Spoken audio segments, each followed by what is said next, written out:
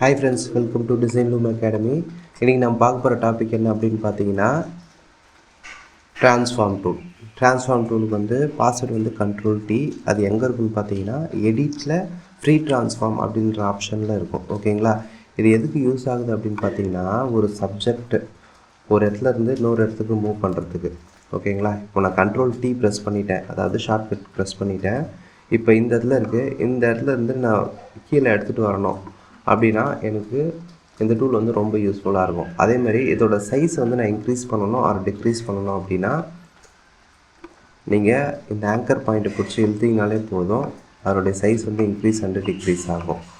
Next இதோட ஆங்கிளை வந்து நான் சேஞ்ச் பண்ணணும் அப்படின்னா, நீங்கள் எந்த ஆங்கர் பாயிண்ட் அண்ட் எடுத்துன்னு போனாலுமே உங்களுக்கு இந்த மாதிரி ஒரு ஆரோ வந்து சேஞ்ச் ஆகிடும். நீங்கள் என்ன பண்ணிக்கலாம்னா, இந்த ஆங்கிள் என்ன பண்ணிக்கலாம்னா சேஞ்ச் பண்ணிக்கலாம். ஓகேங்களா? இதுதான் இன்றைக்கி டாப்பிக்கில் நம்ம பார்க்க போகிறோம். வாங்க டாபிக் உள்ளே போயிடலாம். ஓகே, இப்போ இது ஒரு சப்ஜெக்டு, இது லேயரு. ஓகேங்களா? இந்த ஷேப் லேயரு இங்கே என்னாச்சு அப்படின்னா க்ரியேட் ஆகிருக்கு. இந்த ஷேப் லேயரில் இந்த லேயர் வந்து செலக்ட் ஆகிருக்கும்போது மட்டும்தான் நம்ம Ctrl+T ப்ரெஸ் பண்ண முடியும். ஓகேங்களா? இப்போ Ctrl+T ப்ரெஸ் பண்ணுறேன். Ctrl+T ப்ரெஸ் பண்ணிவிட்டு நான் வந்து இதனுடைய சைஸை வந்து இன்க்ரீஸ் பண்ணுறேன். நீங்கள் நார்மலாகவே ட்ராக் பண்ணிங்க அப்படின்னா, நீங்கள் எந்த பாயிண்டில் டிக்ரீஸ் அண்ட் இன்க்ரீஸ் பண்ணுறீங்களோ அது மட்டும்தான் என்ன ஆகும் அப்படின்னா ஆக்ஷனில் இருக்கும். இப்போ இதுவே வந்து நீங்கள் ஆல்ட் ப்ரெஸ் பண்ணிவிட்டு நீங்கள் ட்ராக் பண்ணிங்க அப்படின்னா 4 பக்கமும் ஈவனாக என்ன ஆகும் அப்படின்னா இன்க்ரீஸ் அண்ட் டிக்ரீஸ் ஆகும். இதுவே நீங்கள் ஷிஃப்ட்டு பிடிச்சிட்டு பண்ணிங்க அப்படின்னா சென்ட்ரு பாயிண்ட்டை வச்சுட்டு எந்த பக்கம் நீங்கள் ட்ராக் பண்ணுறீங்களோ அந்த பக்கம் வந்து இன்க்ரீஸ் அண்ட் டிக்ரீஸ் ஆகும். இது உங்களுக்கு புரிஞ்சிருக்கும்னு நினைக்கிறேன். ஓகேங்களா? நெக்ஸ்ட் வந்து பார்த்தீங்க அப்படின்னா, இது நீங்கள் 90 டிகிரி மாற்ற போகிறீங்க அப்படின்னா Ctrl+T ப்ரெஸ் பண்ணிவிட்டு எந்த ஆங்கர் பாயிண்ட்டாண்டு எடுத்துகிட்டு போனாலுமே உங்களுக்கு வரும். கீழே வந்து ஆங்கிள்ஸ் காமிக்கும். இங்கே பாருங்கள் 19.2 அப்படின்னு சொல்லிட்டு காமிக்குது. நீங்கள் கரெக்டாக இந்த 90 டிகிரியில் வைக்க போகிறீங்க அப்படின்னா இந்த மாதிரி வைக்கலாம். இல்லை உங்களுக்கு வைக்கிறதுக்கு சிரமமாக இருக்குது, உங்களுக்கு கரெக்டான பொசிஷனில் உங்களுக்கு கரெக்டாக வரமாட்டேங்குது அப்படின்னா என்ன பண்ணலான்னா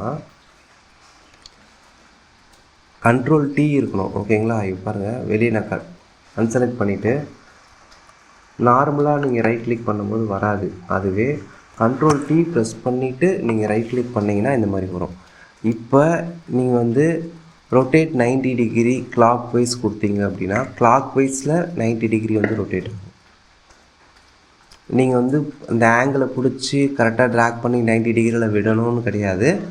அதுவே என்ன பண்ணிடும் அப்படின்னா 90 டிகிரி வந்து கிளாக் வைஸில் என்ன பண்ணிடும்னா செட் பண்ணிடும். இதுவே வந்து ரொட்டேட் 90 டிகிரி கவுண்டர் கிளாக் வைஸ்னால் உங்களுக்கு இந்த மாதிரி வந்துடும்.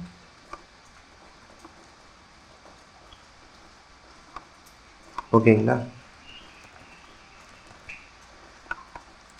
கிளாக் வைஸ்னால் 90 டிகிரி கிளாக் வைஸில் வரும், கவுண்டர் கிளாக் வைஸ்னால் ஆப்போசிட் டைரெக்ஷனில் போகும். இது வந்து ரொட்டேட் 180 டிகிரி அப்படின்னா அப்படியே உல்ட்டாவாக வரும். ஓகேங்களா? ரொட்டேட் 180 டிகிரி கொடுக்குறேன், மாறிட்டுருக்கோம். ஏன் மாறுறது வந்து தெரியலனா இது எல்லாமே ஒரே கலரில் இருக்குது, அதனால் தெரியல. இப்போ நான் வந்து இதை நான் உங்களுக்கு எக்ஸ்பிளைன் பண்ணுற பாருங்கள். Ctrl+T ப்ரெஸ் பண்ணிவிட்டு ரொட்டேட் 180 டிகிரி கொடுக்குறேன். மேலே இருக்கிற டேக் வந்து கீழே வந்துடும் பாருங்கள். ஓகேங்களா? இப்போ பாருங்கள் மாறிடுச்சு. இதுதான் வந்து counter clockwise 180 degree. Next வந்து பார்த்தீங்கன்னா,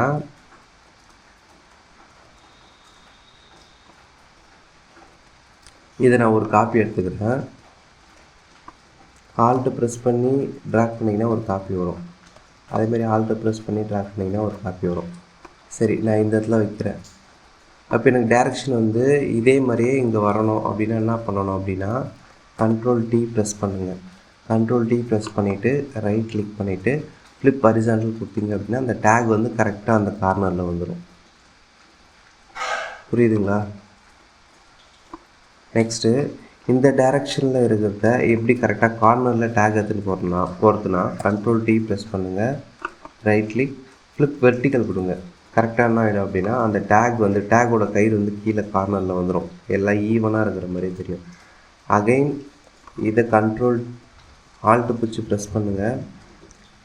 இதுக்கு நம்ம என்ன பண்ணணும் அப்படின்னா Ctrl+T ப்ரெஸ் பண்ணிவிட்டு ஃப்ளிப் ஹரிசாண்டல் கொடுங்க. ஓகேங்களா? ஃப்ளிப் ஹரிசாண்டல் கொடுக்கும்போது கரெக்டாக அந்த டேரெக்ஷனுக்கு ஏற்ற மாதிரியே என்ன ஆகிடும்னா செட் ஆகிடும். ஓகேங்களா? இன்றைக்கி நம்ம பார்த்த டாபிக் என்ன அப்படின்னு பார்த்தீங்கன்னா, Ctrl+T ப்ரெஸ் பண்ணுறீங்க அப்படின்னா இது வந்து இந்த மாதிரி ஆங்கர் பாயிண்ட்டோட செலக்ட் ஆகும். இந்த சப்ஜெக்ட் இந்த லேயரை வந்து நீங்கள் என்ன பண்ணிக்கலாம்னா மூவ் பண்ணிக்கலாம், ஆங்கிள் சேஞ்ச் பண்ணிக்கலாம், ரீசைஸ் பண்ணிக்கலாம். ஓகேங்களா? இது நீங்கள் ஆல்ட்டு ப்ரெஸ் பண்ணிங்கன்னா ஈவனாக இருக்கும், ஷிஃப்ட்டு ப்ரெஸ் பண்ணிங்கன்னா சென்ட்ரு மையமாக வச்சு நீங்கள் இழுக்கிற பக்கம் வந்து இன்க்ரீஸ் அண்ட் டிக்ரீஸ் ஆகும். நீங்கள் நார்மலாகவே ட்ராக் பண்ணுறீங்க அப்படின்னா நீங்கள் இழுக்கிற ஆங்கர் பாயிண்ட் மட்டும் இன்க்ரீஸ் அண்ட் டிக்ரீஸ் ஆகும். ஓகேங்களா?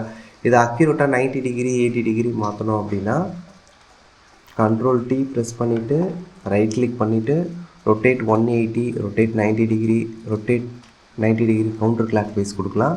ஃப்ளிப் ஹரிசாண்டல், ஃப்ளிப் வெர்டிக்கல் கொடுக்கறத பற்றி நான் சொல்லி கொடுத்துட்டேன். ஓகேங்களா? இன்றைக்கி டாபிக் வந்து இது உங்களுக்கு புரிஞ்சிருக்கும்னு நினைக்கிறேன். நெக்ஸ்ட்டு இதே ட்ரான்ஸ்ஃபார்மில் scale, rotate, skew, distort, perspective, warp இந்த 5 பாயிண்ட்டை பற்றியும் நான் வந்து பார்ட் 2 அட்வான்ஸ்டு கிளாஸில் வந்து நடத்துவேன், நெக்ஸ்ட் கிளாஸில் நடத்துவேன்.